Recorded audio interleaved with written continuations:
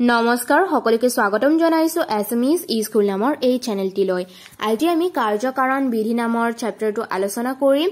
আৰু আমি অনুশীলনীৰ গোটেই প্ৰশ্ন উত্তৰখিনি ডিসকাস কৰিবলৈ চেষ্টা কৰিম খালি ঠাই পূৰ কৰা আছে প্ৰথম কোৱেশ্চনটো সো তাৰে কটো হ'ব কাৰ্যকাৰণ বিধি আগমন অনুমানৰ ড্যাশ ভিত্তি আকাৰগত ভিত্তি কোনো ঘটনাৰ যিকোনো পূৰ্বৱৰ্তী ঘটনাকে ঘটনাটোৰ কাৰণ বুলি অভিহিত কৰিলে ড্যাশ দোষ ঘটে কাকতলীয় দোষ ঘটে তাৰ পিছৰটো আছে নানা কাৰণ বা কাৰণ সম্পৰ্কীয় এটা ড্যাশ ধাৰণা ভ্ৰান্ত বা মিছা ধাৰণা তাৰ নেক্সট কোৱেশ্চনটো হৈছে ড্যাশৰ মতে কাৰণ সদৰ্থক বা অনুকূল আৰু নয়ৰ্থক বা প্ৰতিকূল উপকাৰণৰ সমষ্টি জে.এছ. মিলৰ মতে তো তোমালোকৰ কেতিয়াবা সমু উত্তৰ দিয়াও আহিব পাৰে যে জে.এছ. মিলে দিয়া কাৰণৰ হেতু লিখা সংজ্ঞাটো লিখা তেতিয়া এখিনি লিখিলে হ'ব যে কাৰণ সদৰ্থক বা অনুকূল আৰু নয়ৰ্থক বা প্ৰতিকূল উপকাৰণৰ সমষ্টি তাৰ নেক্সট কোৱেশ্চনটো আছে কাৰণ কাৰ্যৰ ড্যাশ পূৰ্বৱৰ্তী ঘটনা নিয়ত আৰু শৰ্তহীন পূৰ্বৱৰ্তী ঘটনা তাৰ পিছত আছে সমু উত্তৰ দিয়া এৰিষ্টটলৰ মতে কাৰণ কেই প্ৰকাৰৰ আৰু কি এৰিষ্টটলৰ মতে কাৰণ চাৰি প্ৰকাৰৰ উপাদান কাৰণ আকাৰগত কাৰণ নিমিত্ত কাৰণ পৰিণাম বা উদ্দেশ্য কাৰণ যেহেতু একেটা সমু উত্তৰ দিয়া সেইকাৰণে আমি ডাইৰেক্টলি লিখিছো কিন্তু কেতিয়াবা তোমালোকৰ সংজ্ঞা দিব আহিব পাৰে সেইকাৰণে তোমালোকে সংজ্ঞা কেটাও চাই লবা তাৰ পিছত আছে নেক্সট কোৱেশ্চন পৰ্যাপ্ত উপকৰণ বুলিলে কি বুজা ঘটনা এটা সংঘটনৰ বাবে যিটো উপকৰণ আৱশ্যকীয় বা পৰ্যাপ্ত তাকে পৰ্যাপ্ত উপকৰণ বোলে আৰু ওয়াৰ্ডটোৰ পৰাই মনত থাকিব হনে তাৰ পিছত আছে অনিবাৰ্য উপকৰণ বুলিলে কি বুজা এটা ঘটনা সংঘটিত হবলৈ যি উপকৰণ অপৰিহাৰ্য আগৰটো আছিল আৱশ্যকীয় বা পৰ্যাপ্ত আৰু এইটো হৈছে যিটো উপকৰণ অপৰিহাৰ্য বা অনিবাৰ্য যিটো নহলে কাৰ্য এটা সংঘটন নহবই তেনেকুৱা ধৰণৰ উপকৰণক অনিবাৰ্য উপকৰণ বোলে তাৰ নেক্সট কোৱেশ্চনটো আছে কাৰণ অনুকূল আৰু প্ৰতিকূল উপকৰণৰ সমষ্টি কোনে কৈছে এই কথাষাৰ জে.এছ. মিলে তো কলুৱে আগৰ কোৱেশ্চনটোত হয়নে আৰু কেতিয়াবা আহিবও পাৰে যে জে.এছ. মিলৰ কাৰণৰ সংজ্ঞাটো লিখা এইটোৱে হ'ব ঠিক আছে নেক্সট কোৱেশ্চন আছে তোমালোকৰ পাৰ্থক্য লিখা কাৰণ আৰু উপকৰণৰ পাৰ্থক্য লিখিব লাগে তাৰে তোমালোকে ডেফিনেশন বিলাকটো জানাই কিবা এটা পাৰ্থক্য লিখিব আহিলে সদায় তোমালোকে চাবা যে তাৰে সংজ্ঞাটো জানানে নাই তাৰ উদাহৰণ জানানে নাই বা তাৰ কিবা বৈশিষ্ট্য জানানে নাই তো সেইবিলাক লিখি দিলে আমাৰ পাৰ্থক্যবিলাক হৈ যায় প্ৰথমে আমি লিখিছো কাৰণ হল অব্যৱহৃত নিয়ত আৰু শৰ্তহীন পূৰ্বৱৰ্তী ঘটনা আনহাতে কাৰণৰ এটা কাৰক বা অংশই হৈছে উপকাৰণ কাৰণ হৈছে বিভিন্ন ঘটনাৰ সমষ্টি আনহাতে কাৰণত অন্তৰ্ভুক্ত প্ৰত্যেকটো ঘটনাই একোটা উপকাৰণ বুজিটো পাইছাই বহুত বেছি ইয়াত টান কথা নাই সেইকাৰণে মই বেছি এক্সপ্লেইন কৰা নাই আমি উপকৰণ আৰু কাৰণ মানে বুজিছিলো আগতে আগৰ ভিডিওজ বিলাক যদি চাইছা আৰু ভালকে যদি চেপ্টাৰটো পঢ়িছা বুজি পাবাই উপকৰণ মানে কি বহুটা উপকৰণ লগ হৈ এটা কাৰণৰ সৃষ্টি হয় আৰু সেই কাৰণৰ ফলতে কাৰ্য এটা সংঘটিত হয় সেইকাৰণে কোৱা হৈছে যে উপকৰণবোৰ হৈছে কাৰণৰ একোটা অংশ বা কাৰক আৰু এই কাৰণত অন্তৰ্ভুক্ত প্ৰত্যেকটো ঘটনাই একোটা কি হয় উপকৰণ হয় আনহাতে কাৰণবিলাক হৈছে বিভিন্ন ঘটনাৰ সমষ্টি আৰু কাৰণ হল অব্যৱহৃত নিয়ত শৰ্তহীন পূৰ্বৱৰ্তী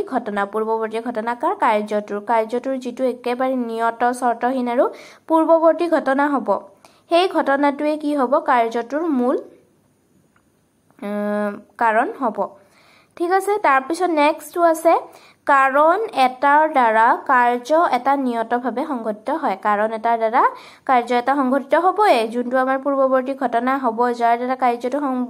মানে সংঘটিত হ'ব সেইটোকে আমি কাৰণ বুলি কওঁ হয়নে সেইকাৰণে ইয়াতে আমি উল্টাকে লিখিছো যে কাৰণ এটাৰ দ্বাৰা কাৰ্য এটা নিয়তভাৱে সংঘটিত হয় আনহাতে উপকৰণ প্ৰতিকূল বা অনুকূল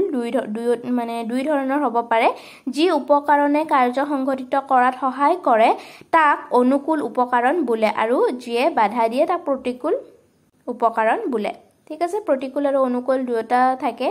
এটা কাৰ্য সংঘটনৰ ক্ষেত্ৰত উপকৰণৰ মানে প্ৰতিকূল উপকৰণ থাকে অনুকূল উপকৰণো থাকে কিন্তু কাৰ্য এটা কি সংঘটিত হ'বলৈ এটা কাৰণ নিহিত হৈয়ে থাকে আৰু সেই কাৰণটোৰ দ্বাৰা নিয়তভাৱে বা অনিবাৰ্যভাৱে সেই কাৰ্যটো সংঘটিত হয় আৰু নেক্সটত আমি উপকৰণৰ বিভিন্ন প্ৰকাৰৰ বিষয়ে লিখিছো যে ই বিভিন্ন ধৰণৰ হ'ব পাৰে প্ৰতিকূল হ'ব পাৰে অনুকূল হ'ব পাৰে যদি প্ৰতিকূল হয় তেনেহলে কাৰ্যটো সংঘটিত কৰাত মানে বাধা দিব অনুকূল হলে সহায় কৰিব কাৰ্যটো সংঘটিত হোৱাত নেক্সটটো আছে নানা কাৰণবাদ আৰু কাৰণ সমন্বয় নানা কাৰণবাদত বিভিন্ন কাৰণৰ দ্বাৰা একেটা কাৰ্য সম্পাদন হ'ব পাৰে বিভিন্ন কাৰণত মানুহ এজনৰ মৃত্যু হ'ব পাৰে মানুহজনে সুইসাইড কৰিব পাৰে মানুহজনৰ হাৰ্ট এটেক আহিব পাৰে বা নেচাৰেল ভাৱে প্ৰাকৃতিক ভাৱে মৃত্যু হ'ব পাৰে সো বিভিন্ন ধৰণৰ কাৰণ থাকে এজন মানুহৰ মৃত্যুত আৰু এই নানা কাৰণবাদে হেতুৱে বুজায় যে এটা কাৰ্য বিভিন্ন ধৰণৰ কাৰণৰ দ্বাৰা বিভিন্ন সময়ত সংঘটিত হ'ব পাৰে মানে এটা কাৰ্য হোৱাৰ পিছত বিভিন্ন তাত কাৰণ জড়িত হৈ থাকিব পাৰে হেতু কোৱা হয় কিহত নানা কাৰণবাদত আনহাতে কাৰণ সমন্বয়ত বহুতো কাৰণ সংযোজিত হৈ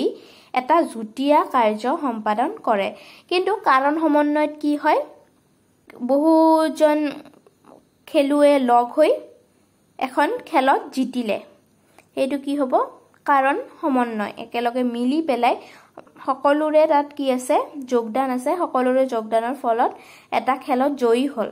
যুটীয়া কাৰ্য এটা সম্পাদন কৰিলে হেতু কি বুলি কোৱা হ'ব কাৰণ সমন্বয় বুলি কোৱা হ'ব বিভিন্ন কাৰনে বিভিন্ন সময়ত একেটা কাৰ্যকে পৃথকে সম্পন্ন কৰিব পাৰে নানা কাৰণবাদৰ ক্ষেত্ৰত কি হয় বিভিন্ন কাৰনে বিভিন্ন সময়ত পৃথকে সম্পাদন হ'ব পাৰে আৰু কাৰ্য মানে কি সংঘটিত কৰিব পাৰে ঘটনা এটা সংঘটিত কৰিব পাৰে কাৰণ বিলাকে পৃথকে হয়নে নহয় যেনে হাৰ্ট এটেক হলে হেতু হাৰ্ট এটেকৰ দ্বাৰা মৃত্যু হ'ব নহলে বা কোনোবাই বিষ খাই মৰিলে হেতু বিষ খাই মৰিব সব পৃথকে কাম কৰি পেলাই একেটা কাৰ্য সম্পাদন কৰিব পাৰে কিন্তু কাৰণ সমন্বয়ত কাৰণবোৰে যুটীয়াভাৱে কাৰ্য কৰে একেলগে কাৰ্য কৰে আৰু পৃথকে কাৰ্য কৰিব নোৱাৰে পৃথকে যদি হিহঁতে কাৰ্য কৰে হিহঁতে এটা কাৰ্য সম্পাদন কৰিব নোৱাৰিব গুটেই কেইটা যেতিয়া মিলি পেলাই যুটীয়াভাৱে কাৰ্য এটা সম্পাদন কৰিব তেতিয়াহে হে কাৰ্যটো সম্পন্ন হ'ব তাকে কি বুলি কোৱা হয় কাৰণ সমন্বয় বুলি কোৱা হয় এইকেইটা লিখিলে হ'ব তাৰ উপৰিও তোমালোকে লিখি দিব পাৰা যে নানা কাৰণবাদ হৈছে এটা ভ্ৰান্ত ধাৰণা কিন্তু কাৰণ সমন্বয় ভ্ৰান্ত ধাৰণা নহয় ঠিক আছে তাৰ পিছত নেক্সট আছে আমাৰ চমুটকা লিখা তোমালোকৰ প্ৰথম আছে নানা কাৰণবাদ আৰু নানা কাৰণবাদটো তোমালোকে কিতাপৰ পৰা ডাইৰেক্টলি লিখিব পাৰিবা ধুনিয়াকে কিতাপত আছে তাৰ পৰা তোমালোকে ধুনিয়াকে লিখি উলিয়াবা নানা কাৰণবাদ কাৰণ সম্পৰ্কীয় এক ভ্ৰান্ত ধাৰণা আৰু ইয়াৰ মতে এটা কাৰ্যৰ কাৰণ এটা নহয় বহুতো হ'ব পাৰে আৰু বিভিন্ন কাৰনে বিভিন্ন সময়ত পৃথকে এটা কাৰ্য সম্পন্ন কৰিব পাৰে তাৰ উদাহৰণ দিবা ইয়াতে 2-3টা উদাহৰণ আছে যেনে আমি পোহৰ পাবলৈ সূৰ্য চন্দ্ৰ বিজুলী মমবাতি লেম্প আদি বিভিন্ন ধৰণৰ উৎস ব্যৱহাৰ কৰিব পাৰো বিভিন্ন ধৰণৰ উৎসৰ পৰা আমি পোহৰ লাভ কৰিব পাৰো বা পোহৰ সৃষ্টি কৰিব পাৰে বিভিন্ন উৎসই তো হেতু এটা উদাহৰণ আছে মৃত্যুৰ উদাহৰণটো আছে বেমাৰ বিষপান দুৰ্ঘটনা আত্মহত্যা বিভিন্ন কাৰণ মানুহ এজনৰ মৃত্যু হ'ব পাৰে সো হেতু এটা উদাহৰণ সেই উদাহৰণ কেইটা দি দিবা তাৰ পিছত তোমালোকে লিখিবা যে নানা কাৰণবাদক যদিও লৌকিক দৃষ্টিৰ পৰা সঁচা যেন লাগে তথাপিও বৈজ্ঞানিক দৃষ্টিৰ পৰা ইয়াক সমৰ্থন কৰিব নোৱাৰি কাৰণ ভুল ধাৰণাৰ ফলতহে নানা কাৰণবাদৰ ধাৰণাটো আমাৰ মনলৈ আহে ফৰ এক্সাম্পল তোমালোকে কাৰোবাৰ মৃত্যুৰ কথা শুনিছা শুনতে তোমালোকে ভাবিলা যে মানুহজনে হয়তো বয়স হৈছে কাৰণে মৰিছে এজন বুঢ়া মানুহৰ মৃত্যুৰ খবৰ পালা তুমি সো তুমি ভাবি ললা যে হয়তো তেও বুঢ়া হোৱাৰ কাৰণে নেচাৰেলি প্ৰাকৃতিকভাৱে মৃত্যু বৰণ কৰিছে কিন্তু পিছত তুমি গম পালা যে নহয় তেওঁৰ হাৰ্ট এটেক হৈ পেলাই মৃত্যু হৈছে সো ইয়াত কি হল আমাৰ এটা ভ্ৰান্ত ধাৰণা হল নানা কাৰণ বাদত কি হয় এটা আমাৰ ভ্ৰান্ত ধাৰণা হয় তুমি ভাবি লৈছিলা যে প্ৰাকৃতিকভাৱে মৃত্যু হৈছে কিন্তু আসলতে প্ৰাকৃতিকভাৱে মৃত্যু হোৱা নাই বেলেগ কিবা এটা কাৰণত হৈছে সো সেই যেটো বেলেগ কাৰণ আছে সেইটোহে কাৰ্যটোৰ পিছত থকা প্ৰধান মানে মূল কাৰণ তাৰ দ্বাৰাহে কাৰ্যটো সম্পাদিত হৈছে তুমি যেটো কাৰণ ভাবিছা সেই কাৰণটো সত্য নহয় হসা নহয় বৈজ্ঞানিকভাৱে তাক প্ৰমাণ কৰিব নোৱাৰি সেই কাৰণে কি কোৱা হৈছে নানা কাৰণ বাদক এটা ভ্ৰান্ত ধাৰণা বুলি কোৱা হৈছে ইয়া বৈজ্ঞানিক দৃষ্টিৰ পৰা মানে সমৰ্থন কৰিব নোৱাৰি বুলি কৈছে সো ইয়াৰ পৰা তোমালোকে লিখিলে হ'ব ধুনিয়াকে লিখিবই পাৰিবা আছে ইয়াতে আৰু যেটো মাজৰ প্যাৰাগ্ৰাফ আছে তাৰ পৰাও তোমালোকে 2-3টা হাৰি উল্লেখ কৰিবা যেনে বৈজ্ঞানিকভাৱে কাৰণ আৰু কাৰ্য উভয়ে একোটা মিশ্ৰ জটিল ঘটনা লৌকিক দৃষ্টিত কাৰ্যৰ অন্তৰ্গত সকলো ঘটনাকে বিচাৰ কৰা নহয় কিন্তু এনেকুৱা কথাবিলাক তোমালোকে উল্লেখ কৰিব পাৰা আৰু নিজৰ ভাষাটো ধুনিয়াকে তুমি যেতিয়া প্যাৰাগ্ৰাফ কেটা পঢ়ি চাবা এটা ধুনিয়াকে থুলমূল তোমাৰ আইডিয়া হ'ব তেতিয়া তুমি নিজৰ ভাষাত লিখিলেও হ'ব কিন্তু তাতে তোমালোকে কিবা এটা বিষয় লিখিব গলে সদায় সংজ্ঞা উদাহৰণ এইবিলাক দিবলৈ চেষ্টা কৰিবা ঠিক আছে এতিয়া নেক্সট প্ৰশ্নটো আছে কাৰণ সমন্বয় আৰু কাৰ্য সংমিশ্ৰণ ইয়াৰ কাৰণেও তোমালোকে কিতাপৰ পৰা ডাইৰেক্টলি লিখিব পাৰা তাত ধুনিয়াকে দিয়া আছে প্ৰতিটো কাৰ্যৰে পিছত একোটা কাৰণ থাকে আৰু কাৰণ অবিহনে কোনো এটা কাৰ্য সংঘটিত হ'ব নোৱাৰে আৰু এটা কাৰণে মাত্ৰ এটাহে কাৰ্য উৎপাদন কৰিব পাৰে কিন্তু কেতিয়াবা এনেকুৱা দেখা যায় যে এটা কাৰ্য উৎপাদন কৰিবৰ বাবে তাত বিভিন্ন ধৰণৰ কাৰণ যুক্ত হৈ থাকে বিভিন্ন ধৰণৰ কাৰণে সংযোজিত হৈ পেলাই এটা মানে জুটিয়াভাৱে এটা কাম সম্পাদন কৰে তো তাকে কি বুলি কোৱা হয় কাৰণ সমন্বয় বুলি কোৱা হয় তোমালোকে ইয়াত সংজ্ঞাটো লিখিবা যে জটিল কাৰ্য এটা সম্পাদন কৰিবলৈ যদিহে বহুতো কাৰণে একাধিক কাৰণে সংযোজিত হৈ ক্ৰিয়া কৰি পেলাই জটিল কাৰ্য এটা সম্পাদন কৰে তাক কি বুলি কোৱা হ'ব কাৰণ সমন্বয় বুলি কোৱা হ'ব আনহাতে সংযোজিত কাৰণৰ দ্বাৰা উৎপাদিত বিভিন্ন কাৰ্যৰ মিশ্ৰণক কাৰ্য সংমিশ্ৰণ বোলে যেতিয়া বিভিন্ন কাৰণ সংযোজিত হৈ পেলাই এটা কাৰ্য সম্পাদিত হ'ব বা এই কাৰণবিলাকৰ দ্বাৰা যিবিলাক মানে বিভিন্ন কাৰ্য সম্পাদিত হ'ব সেই কাৰ্যবিলাকৰ সংমিশ্ৰণকে কাৰ্য সংমিশ্ৰণ বোলে উদাহৰণ স্বৰূপে এখন ফুটবল মেচত জয়ী হ'বলৈ কি হয় এজনৰ নহয় বহু কেইজন খেলুৱৈয়ে খেলে বা প্ৰচেষ্টা দৰকাৰ হয় আৰু তেওঁলোক গোটেই কেইজন খেলুৱৈৰ প্ৰচেষ্টাতে এটা টিম জয়ী হ'ব পাৰে সো হেতু কি হ'ব কাৰ্য সংমিশ্ৰণ হ'ব যে তেওঁলোকে কি কৰিছে প্ৰত্যেকজন খেলুৱৈয়ে কাৰ্য কৰিছে বা প্ৰচেষ্টা দিছে হেতু কাৰণ জড়িত হৈ আছে আৰু তেওঁলোকৰ পৰা যেটো কাৰ্য উলাইছে তাৰ সংমিশ্ৰণতে কি পোৱা গৈছে যে টিমটো জয়ী হৈছে ফুটবল টিমটো জয়ী হৈছে তো হেতু কি বুলি কোৱা হ'ব কাৰ্য সংমিশ্ৰণ বুলি কোৱা হ'ব আৰু এটা উদাহৰণ দিয়া আছে কাৰণ সমন্বয়ৰ ক্ষেত্ৰত যে যদি তোমালোকে চাহ বনাওতে আমাৰ বেলেগ বেলেগ ধৰণৰ বস্তু আমি ব্যৱহাৰ কৰো চেনি চাপাত গাখীৰ পানী এনেকুৱা ধৰণৰ বিভিন্ন বস্তু উপাদান আমি বেলেগে ব্যৱহাৰ কৰো কিন্তু এই বেলেগে বস্তুখিনি যদি বেলেগে থাকে তেনেহলে এটা কাৰ্য সম্পাদন হ'ব নোৱাৰে যেতিয়া গোটেই কেটা বস্তু গোটেই কেটা উপাদান আমি মিশ্ৰিত কৰি পেলাই একেলগে সংমিশ্ৰিতভাৱে কাৰ্যটো সম্পাদন কৰিব চেষ্টা কৰিম তাৰ ফলত আমি চাহ পাম তাৰ কাৰ্য সম্পাদিত মানে হোৱা স্বৰূপে আমি